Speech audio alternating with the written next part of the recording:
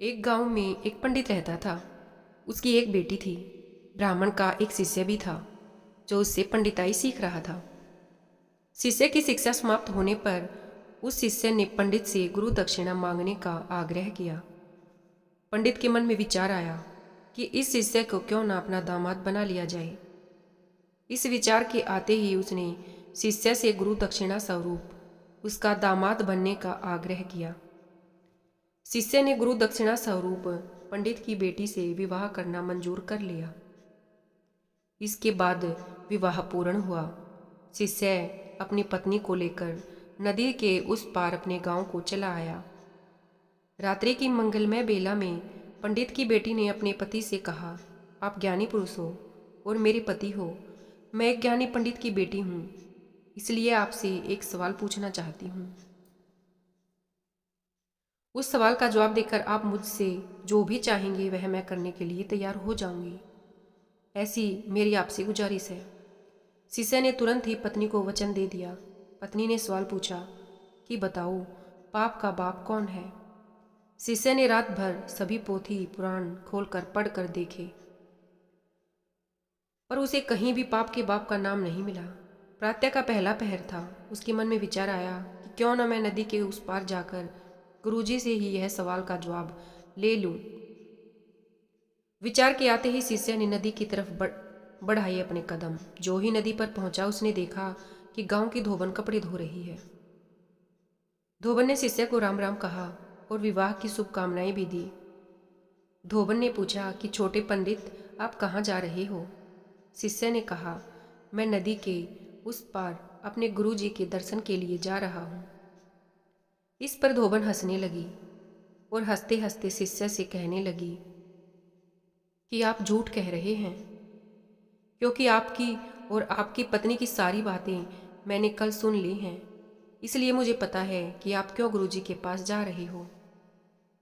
धोबन ने उससे कहा कि आपके सवाल का जवाब तो मैं बता सकती हूँ। इस पर शिष्य ने कहा, मैं पंडित होने के बावजूद इस सवाल का जवाब नहीं जानता, तो तू अनपढ़ गंवार इस सवाल का जवाब कैसे दे सकती है? धोबन ने कहा कि छोटे पंडित, आपको जवाब मिलने से मतलब होना चाहिए, न कि मेरे अनपढ़ गंवार होने से। इस पर शिष्य राजी हो गया, पर धोबन ने भी जवाब देने से पहले एक शर्त रख दी।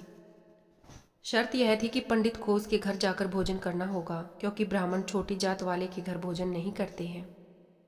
शिष्य थोड़ा पेशोपेश में पड़ गया।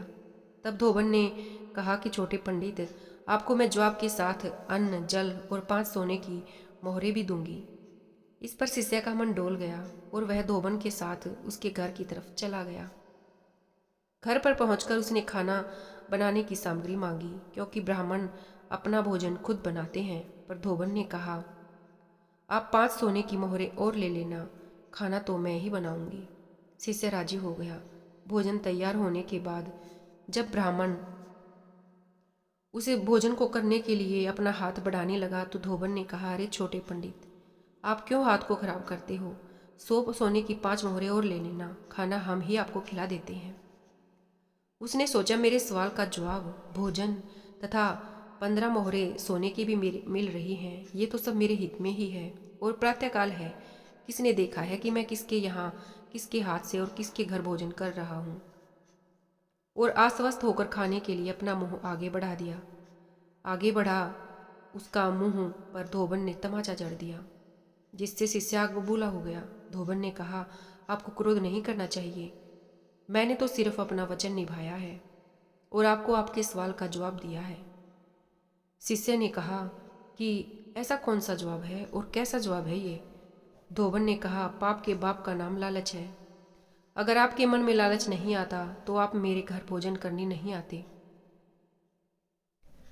आपके मन में लालच आया, जो सभी पाप का बाप है। एक संत की कथा में बहरा आदमी सत्संग सुनने आता था। उसके कान तो थे, पर वे नाड़ियों से जुड़े नहीं थे।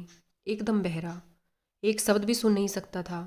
किसी ने संतऋषि से कहा, बाबा जी, वे जो वृद्ध बैठे हैं ना, वे कथा सुनते सुनते हंसते तो हैं, पर वे बहरे हैं।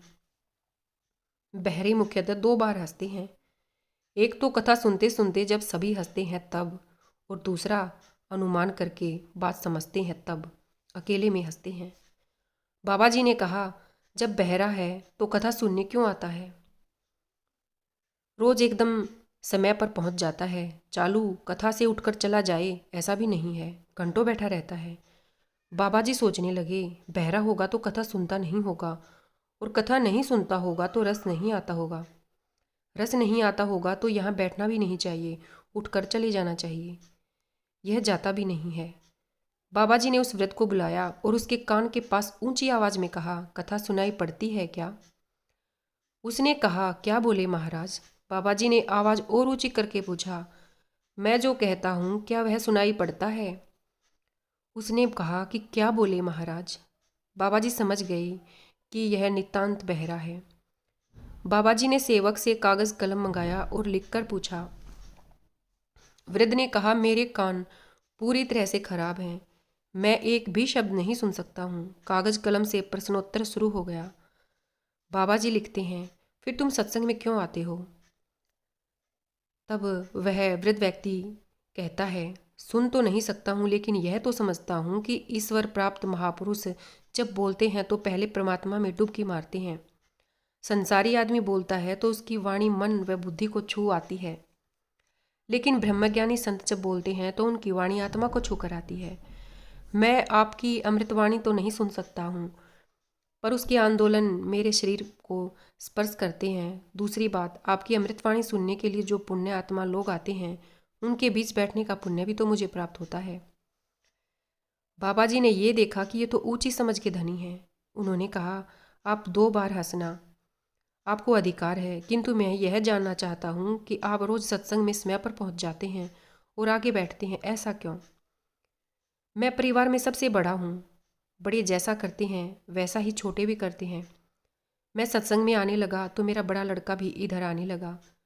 शुरुआत में कभी कभी मैं बहाना बना के उसे ले आता था। मैं उसे ले आया तो वह अपनी पत्नी को भी यहाँ ले आया, पत्नी बच्चों को ले आई। सारा कुटुंब सत्संग में आने लगा। कुटुंब को संस्कार मिल गए। ब्रह्मचर्चा आत्मज्ञान का सत्संग ऐसा है कि यह समझ में नहीं आई तो क्या, सुनाई नहीं देता हो तो भी इसमें शामिल होने मात्र से इतना पुण्य प्राप्त होता है कि व्यक्ति के जन्मों जन्मों के पाप सब मिटने लगते हैं। एवं एकाग्रता पूर्वक सुनकर इसका मनन करने से प्राणी को सद्गति मिलती है। परम कल्याण में संशय ही क्या। हम और आपको ईश्वर का धन्यवाद करना चाहिए कि भगवान ने हमें वो सब कुछ दिया जिस चीज़ की हमें ज़रूरत थी। एक भिखारी किसी किसान के घर भीख मांगने गया। किसान की स्त्री घर में थी, उसने चने की रोटी बना रखी थी। किसान जब घर गया, उसने अपने बच्चों का मुख चूमा। स्त्री ने उनके हाथ पैर धुलवाई। इसके बाद वह रोटी खाने बैठ गया। स्त्री ने एक मुट्ठी चना भिखारी को डाल दिया। भिखारी चना लेकर चला गया। रास्ते में भिखारी सोचने लगा, हमारा भी कोई जीवन है। दिन भर कुत्ते की तरह मांगते फिरते हैं, फिर स्वयं बनाना पड़ता है। इस किसान को देखो, कैसा सुंदर घर है। घर में स्त्री हैं, बच्चे हैं, अपने आप अन्न पैदा करता है, बच्चों के साथ प्रेम से भोजन करता है।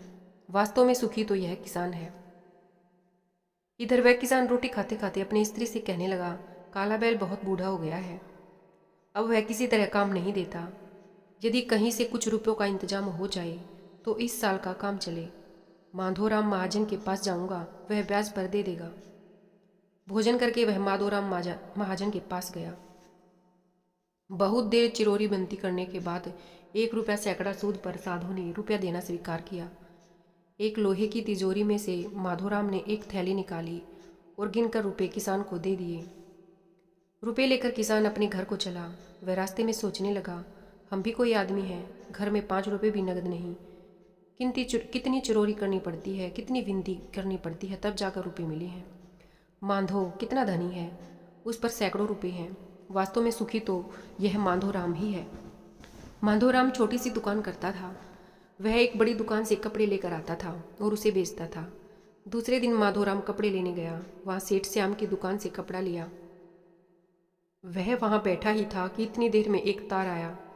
कोई बम्बई का था, कोई कलकत्ते का। किसी में लिखा था 5 लाख का मुनाफा हुआ, किसी में लिखा था 1 लाख का मुनाफा हुआ। माधो महाजन यह सब देखता रहा। कपड़ा लेकर वह चला आया। रास्ते में सोचने लगा, हम भी कोई आदमी हैं। 100-200 जुड़ गए, महाजन कहलाने लगे। सेठ श्याम कैसे हैं? एक दिन में लाखों का फायदा। वास्तव में सुखी तो ये है। इधर श्याम सेठ बैठा ही था कि इतने ही में तार आया कि 5 लाख का घाटा हुआ। वह बड़ी चिंता में था कि नौकर ने कहा, आज लाट साहब जी बहादुर सेठ के यहाँ दावत है, आपको जाना है, मोटर तैयार है। सेठ श्याम मोटर पर चढ़कर बहादुर की कोठी पर चला गया। वहाँ सोने चांदी की कुर्सियाँ पड़ी थी। बहादुर जी से कलेक्टर कमिश्नर हाथ मिला रहे थे। बड़े बड़े सेठ खड़े थे। वहाँ सेठ श्याम को कौन पूछता, वे भी एक कुर्सी पर जाकर बैठ गया। लाट साहब आए, बहादुर से हाथ मिलाया, उनके साथ चाय पी और चले गए। श्याम जी अपनी मोटर में लौट रहे थे। रास्ते में सोचते आते हैं, हम भी कोई सेठ हैं।